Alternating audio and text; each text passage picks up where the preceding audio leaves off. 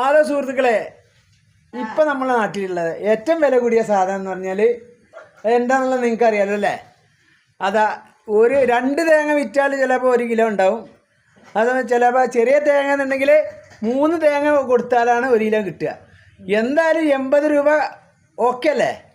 പിന്നെ വെളിച്ചെണ്ണയ്ക്കുള്ള വില 400 അടുത്തായിരിക്കുന്നു. അപ്പോൾ ഇപ്പോഴത്തെ രാജാവ് ആരാണ്? ശരിക്കും തേങ്ങ അല്ലേ? അപ്പോൾ അത് കാരണം ഇപ്പോൾ തേങ്ങ ചില സ്ഥലത്ത് വളരെ കുറവാണ്. അപ്പോൾ തേങ്ങയ്ക്ക് നല്ല വില കൂടുതലാണ്. അപ്പോൾ തേങ്ങയാണ് ഈ നാട്ടിലെ രാജാവ്. ഓക്കെ, ഇതെന്നാണ് വില കുറയാന്ന് അറിയില്ല. ഇനിയിപ്പോൾ അടുത്ത 100 രൂപ ആകുമോ കിലോന്.